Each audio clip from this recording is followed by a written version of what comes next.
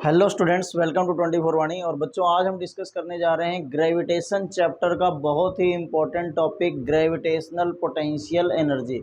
इससे रिलेटेड आपके school exam में 100% कुछ ना कुछ जरूर आएगा। हो सकता है कंप्लीट एक्सप्रेशन भी डिराइव करने को आ जाए। तो देखो, स्टार्ट करते हैं। ग्रेविटेशनल पोटेंशियल एनर्जी है क्या कि सपोज करो जैसे हमारे पास ये एक मेटेरियल बॉडी है, इसका मास है कैपिटल एम, ठीक है।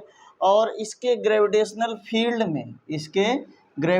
फील्ड में इन्फिनिटी से हम कोई दूसरी बॉडी लेके आए हैं जिसका मास है एम। इसके ग्रेविटेशनल फील्ड के अंदर कोई दूसरी बॉडी लेके आए हैं जिसका मास है एम। तो उसको लाने में जो वर्क करना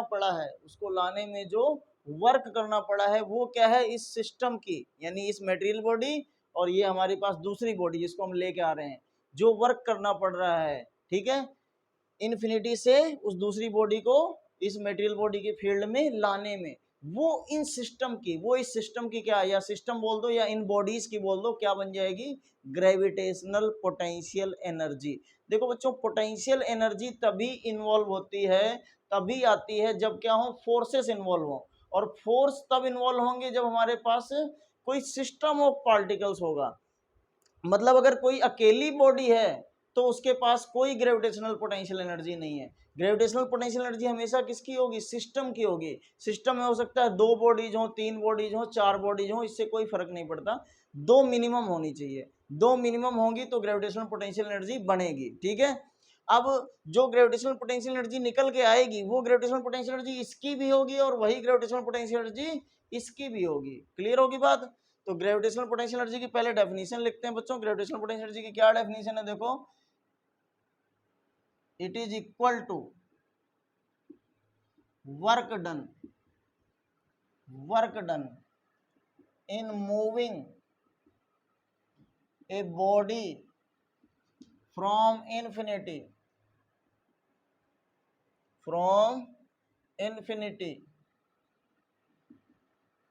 to gravitational field of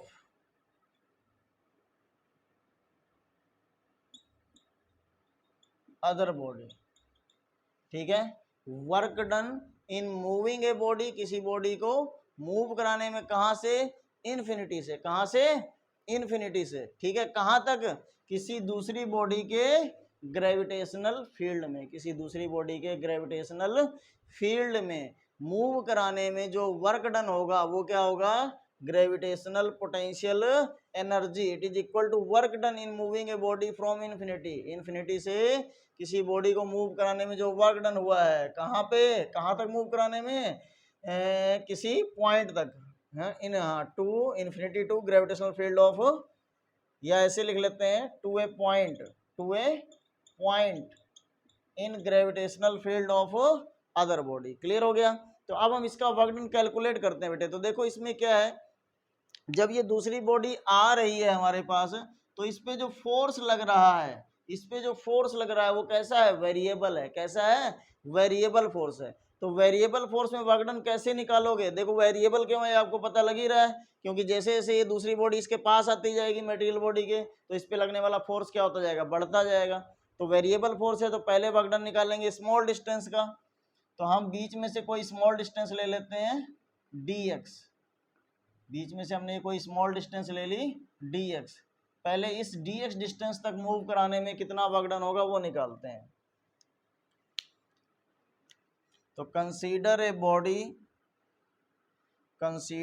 body of mass m is moved from infinity to a point P in gravitational field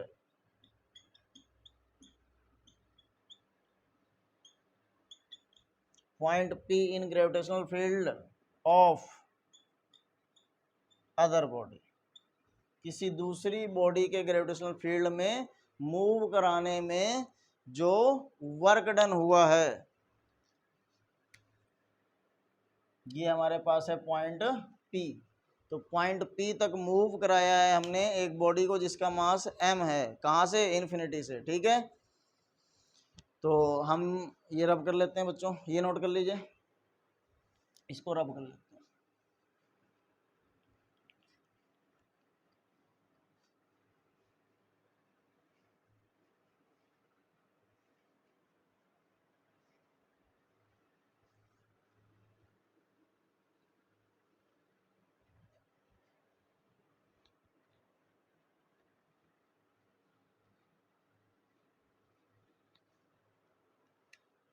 देखो, work done in moving the body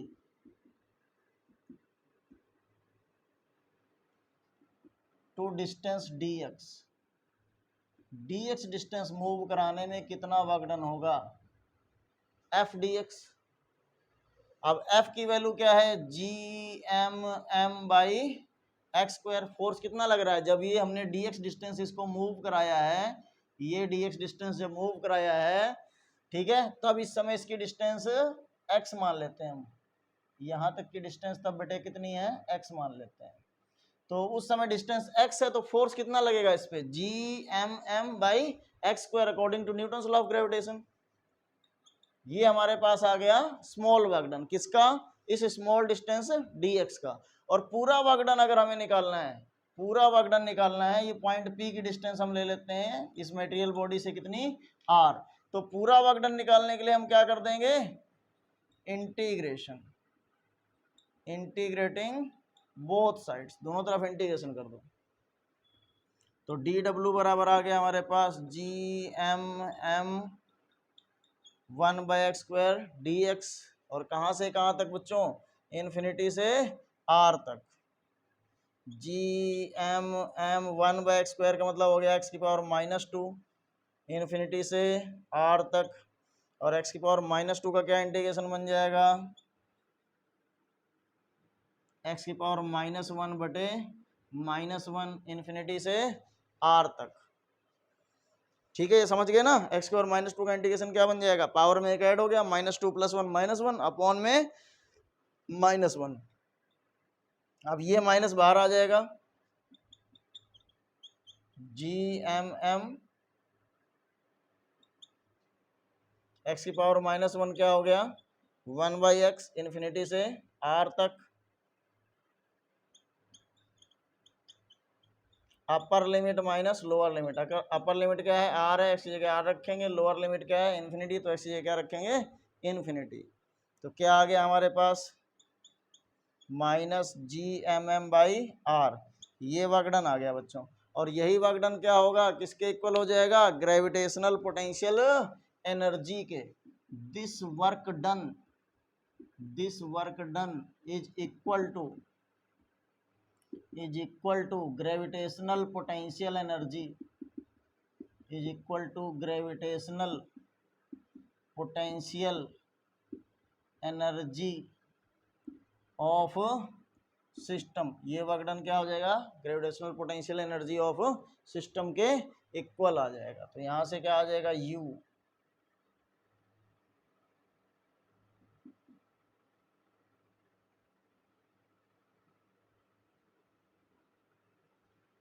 U बराबर क्या हो गया, -GMM/r, ये आ जाएगा। ये आ गया हमारे पास ग्रेविटेशनल पोटेंशियल एनर्जी, U बराबर -GMM/r। ओके, अब बेटा देखो हम इसमें कुछ स्पेशल केस करते हैं, ये सर आप सभी नोट कर लीजिए, कुछ स्पेशल केस इसमें हम और डिस्कस करते हैं। देखो, जो हमने इससे पिछला टॉपिक किया था ग्रेविटेशनल पोटेंशियल, उसमें बस इतना ही अंतर था कि मास को हम अपॉन में ले आते थे, work done per unit mass वो क्या बन जाता था, ग्रेविटेशनल पोटेंशियल बन जाता था, ठीक है।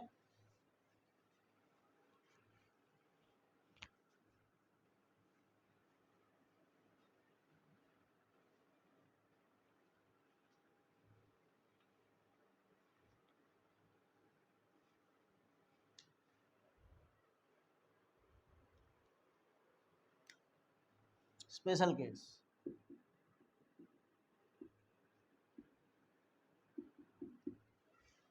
अगर हम बॉडी को अर्थ की सरफेस में ही, ये अर्थ के ग्रेविटेशनल फील्ड में ही एक पॉइंट से दूसरे पॉइंट तक लेके जाते हैं।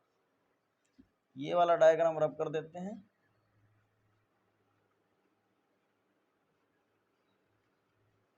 अर्थ के फील्ड में ही एक पॉइंट से दूसरे पॉइंट तक लेके जाते हैं। ये हमारे पास अर्थ है और इसके फील्ड में इस पॉइंट ए से इस पॉइंट बी तक लेके जाएंगे।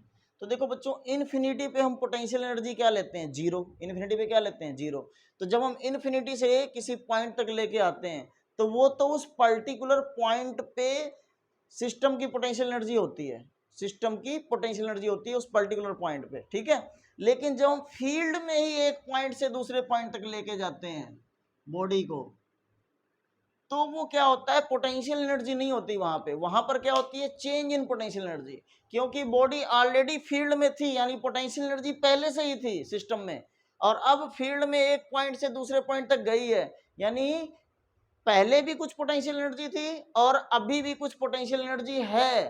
तो अब हुआ क्या है कि थोड़ा सा पोटेंशियल एनर्जी में चेंज हुआ है, तो वो चेंज हम कैलकुलेट करेंगे अब। तो अगर इन्फिनिटी से आती है फील्ड के अंदर किसी पॉइंट पे, तो वो तो पोटेंशियल एनर्जी बनती है सिस्टम की। लेकिन अगर फील्ड में ही एक पॉइंट से दूसरे पॉइंट तक जाती है तो पोटेंशियल एनर्जी नहीं बनती, वो क्या बनती है, चेंज इन पोटेंशियल एनर्जी, ठीक है। तो अब अगर हम यहां पर if a body is moved from one point to other in field में ही एक पॉइंट से दूसरे पॉइंट तक मूव कराएंगे, तो वर्क डन कितना हो जाएगा, -GMM 1/x। अब पहले वाली जो पोजीशन थी बॉडी की, वो कितनी है, मान लो R1, कितनी है, R1 है, और बाद वाली जो पोजीशन है R2, बाद वाली पोजीशन जो है वो कितनी है, R2।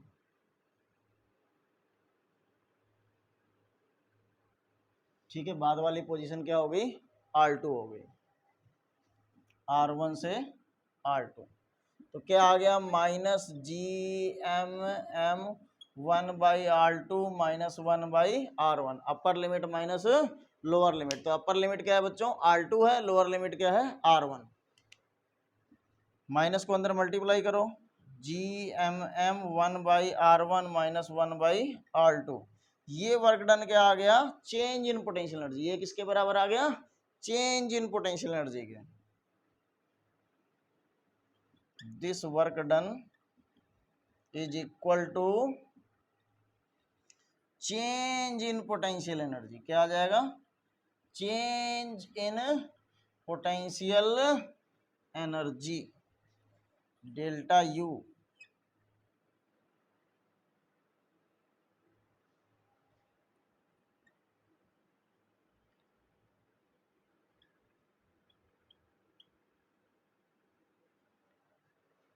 ये आ गया बच्चों, ठीक है। तो इस केस में जब हम फील्ड के अंदर ही एक पॉइंट से दूसरे पॉइंट तक लेके जाएंगे, तो जो वर्क डन हमारा होगा वो पोटेंशियल एनर्जी ना होके क्या हो जाएगा, change in potential energy. Next special case देखो बच्चों, ये नोट कर लीजिए। नेक्स्ट स्पेशल केस देखो,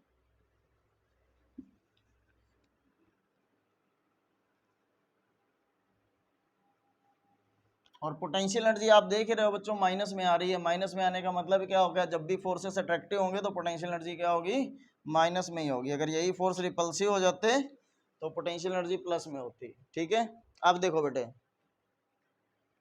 दूसरा special case, if body is moved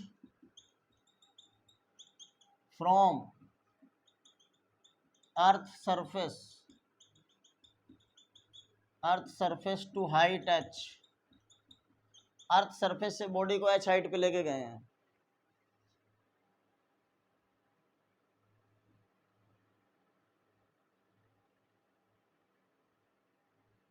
ये अर्थ सरफेस है, और अर्थ सरफेस से कहां तक लेके गए हैं, h हाइट पे।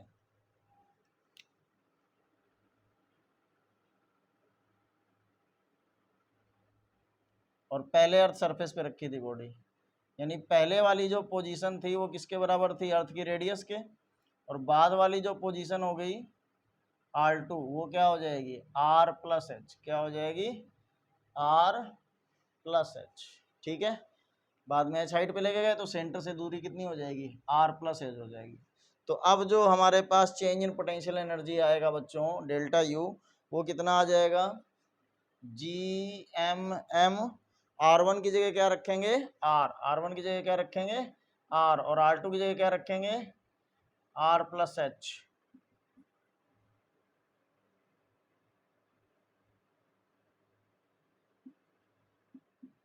यहाँ R कॉमन ले लो, 1 प्लस एच बाई आर। ठीक है, GMM 1 plus H by R क्या हो जाएगा, 1 प्लस एच बाई आर की power -1, GMM 1 by R -1 by R, ये -1 इधर आ जाएगा।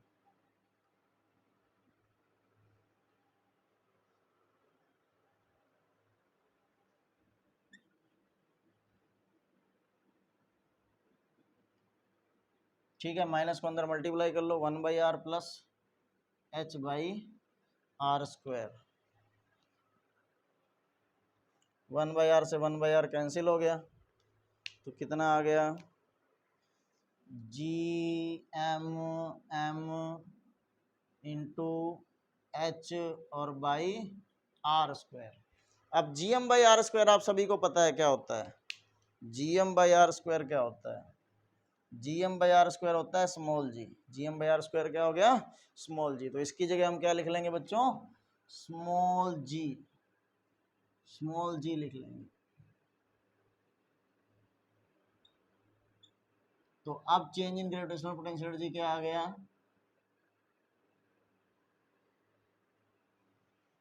mgh, क्या आ गया, mgh। यही हम पढ़ते थे वर्क ऑन एनर्जी में कि जब हम किसी बॉडी को अर्थ की सरफेस से h हाइट पे लेके जाते थे तो change in gravitational potential energy कितनी आती थी, mgh। वो चीज़ यहाँ भी बच्चों आ गई, क्लियर हो गया। अब एक दो क्वेश्चंस कर लेते हैं।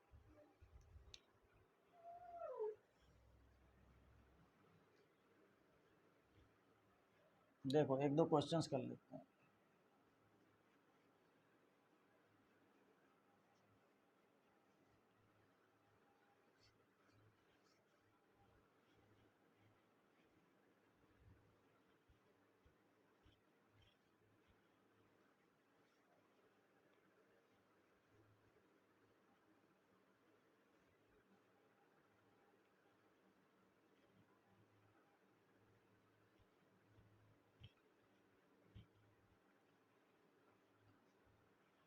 जैसे हमारे पास एक क्वेश्चन है,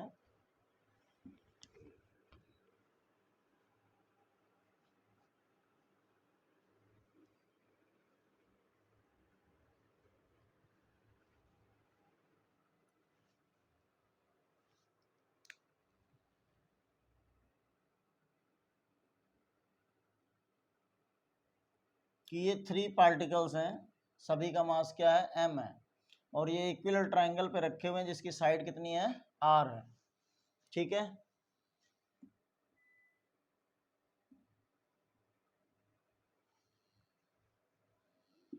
तो 3 particles each of mass m are placed at 3 vertices of an equilateral triangle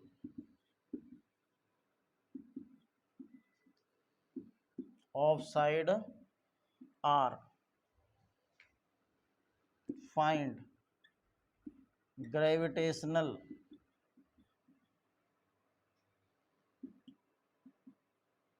potential energy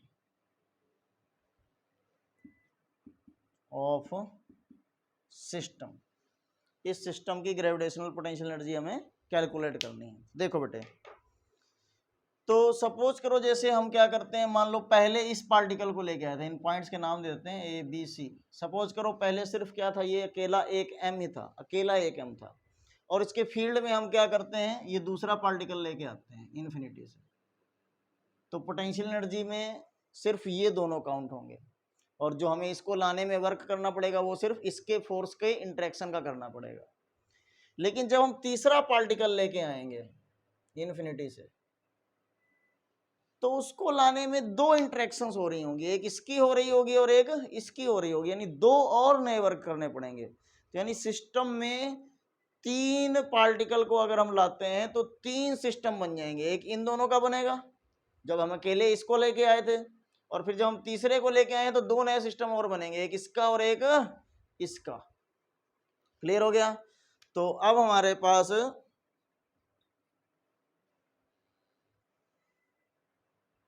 जो पोटेंशियल एनर्जी है उसमें तीन सिस्टम बन गए बेटे, ठीक है।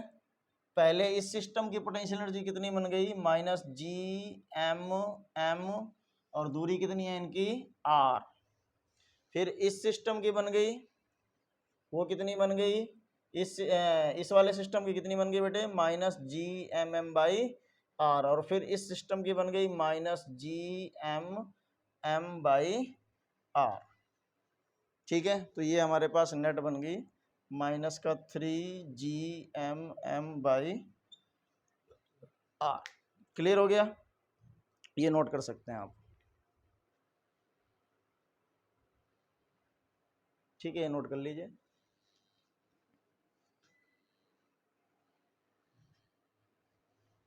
एक क्वेश्चन और करते हैं बेटे।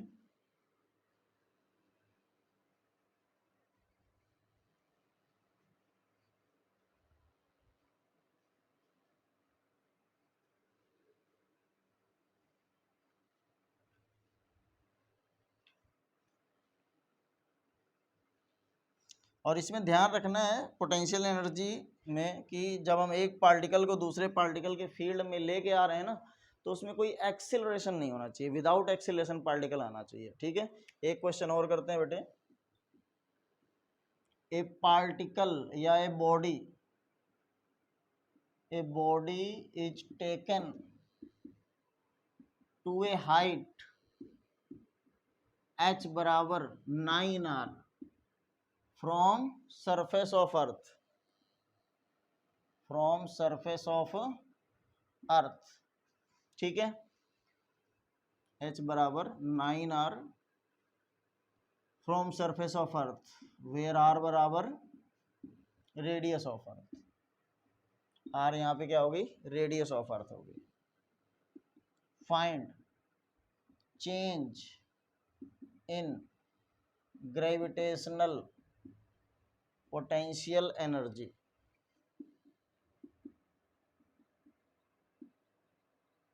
Change in gravitational potential energy कितनी आएगी? देखो